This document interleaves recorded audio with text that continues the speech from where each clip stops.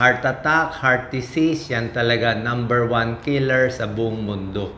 Pag tinignan natin yung top 10 causes ng pagkamatay sa buong mundo, number one, ang sakit sa puso sa Pilipinas. Around 254 ang namamatay sa sakit sa puso araw-araw. Kaya napakahalaga itong topic natin. Ako po, kaya ito nga po yung inaral ko bilang cardiologist at internist, kasi nga yung heart attack, yun ang fastest way to die.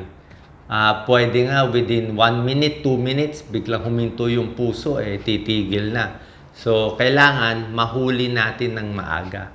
Okay? Yung mga sintomas nito, minsan malinaw, minsan parang traidor yung sintomas Merong isang pag-aaral po, maganda tong pag-aaral.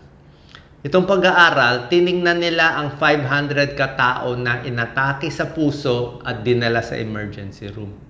Okay, inatake sa puso. So, chine-check up sila. Tinanong nila itong 500 katao, ano ba nararamdaman nyo 1 month before? Hindi yung pagpunta nila sa emergency room. Siyempre, sumakit na ang dibdib. No? Pero 1 month before, may naramdaman na ba kayo?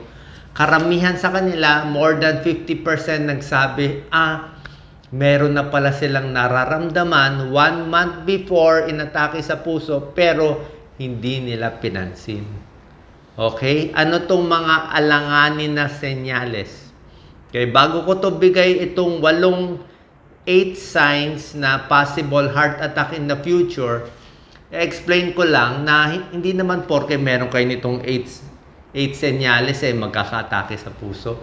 Dapat muna yung risk factor ng pasyente.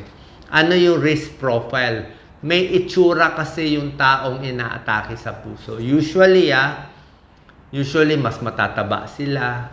Usually may high blood sila, may diabetes sila. Usually naninigarilyo sila, sobra stress sa trabaho, umiinom ng alak. Ang edad usually mga 40 to 50 to 60 years old, isang bumabata at 35 years old.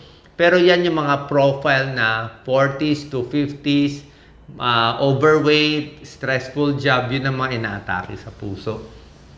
So pag ganyan ang profile nyo, tapos meron kayo nitong 8 senyales, ingat tayo. Papacheck na tayo sa cardiologist na maaga para maagapan natin bago umabot sa heart attack. Kasi nga po, pag na-heart attack na, marami hindi na umaabot sa emergency room. Actually, around 50% sa bahay na lang namamatay, hindi na maabot na emergency room.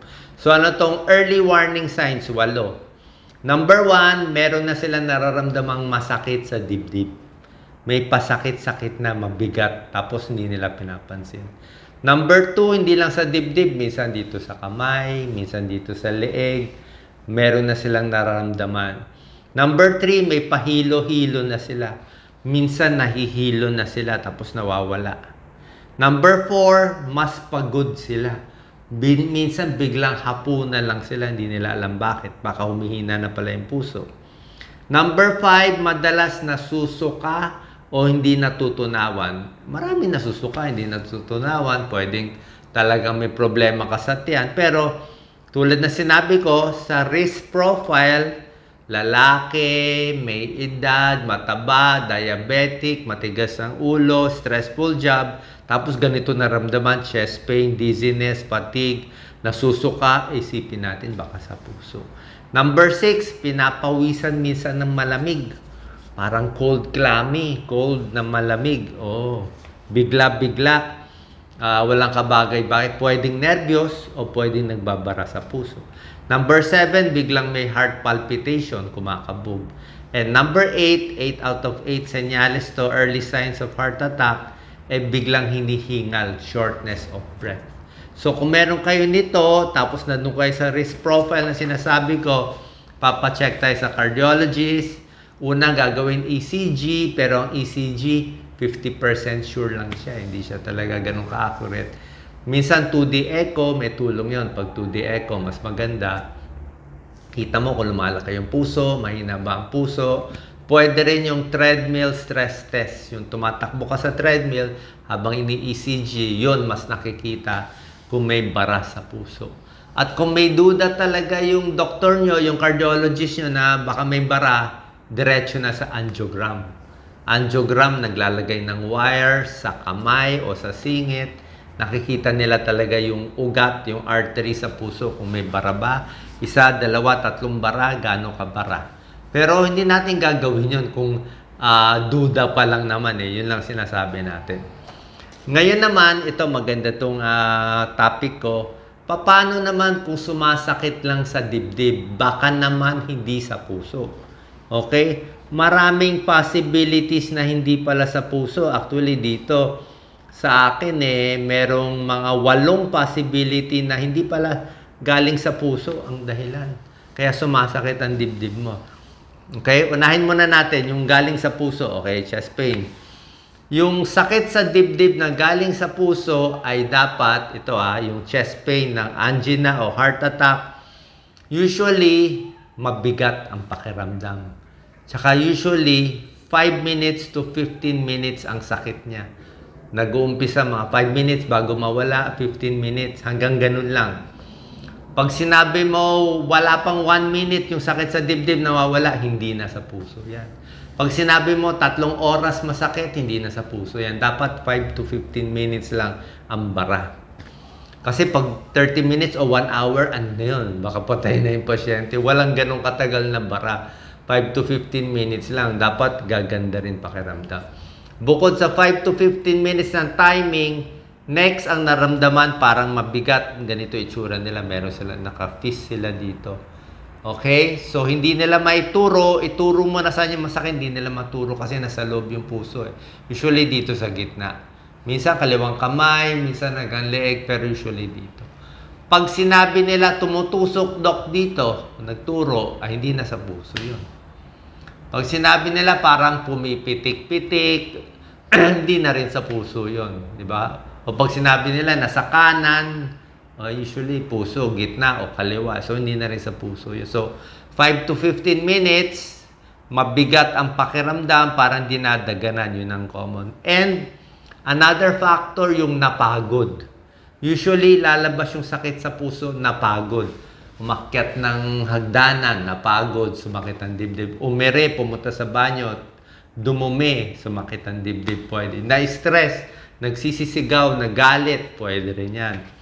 O pagising sa umaga, pwede rin yan. So, yan yung mga possible na heart causes.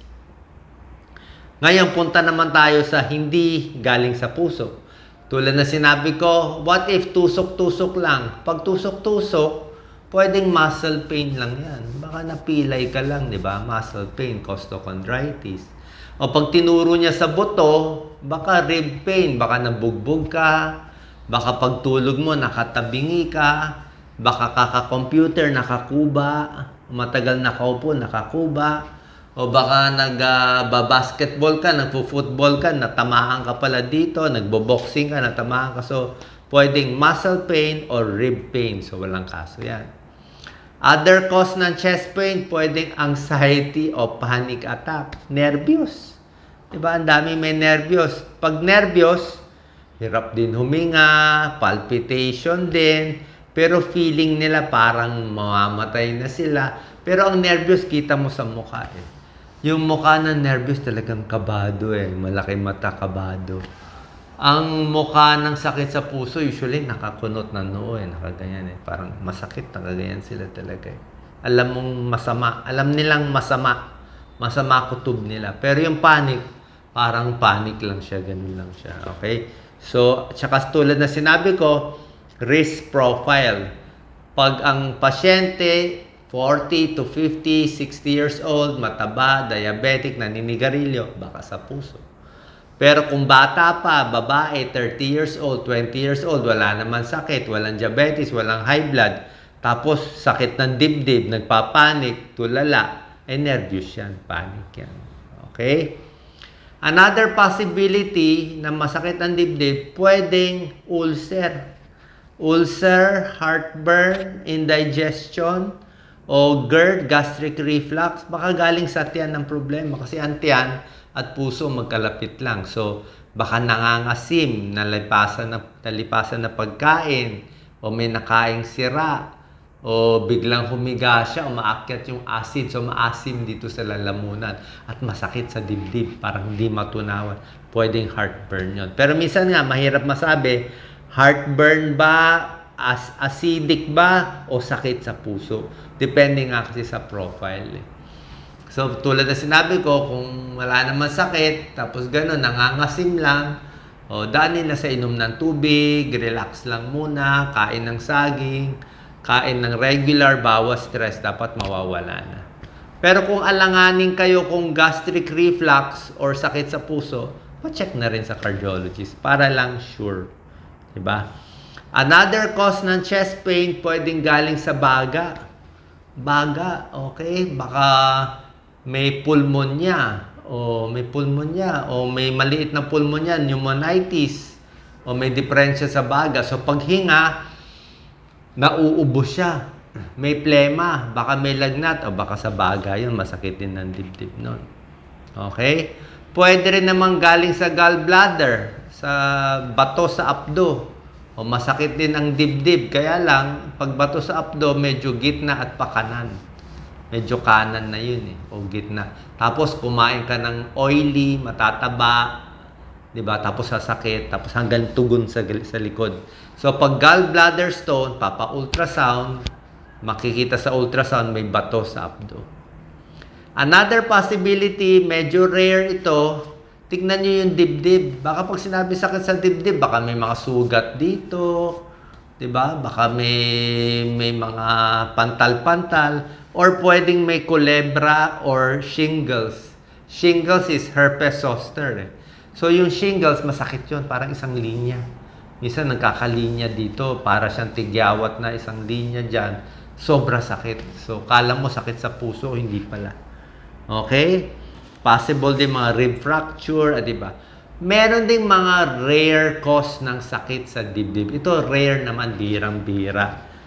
Pero itong mga rare deadly, yung mga pulmonary embolism, yung nagbara yung dugo sa paa, nagbara sa puso, nagbara sa lungs.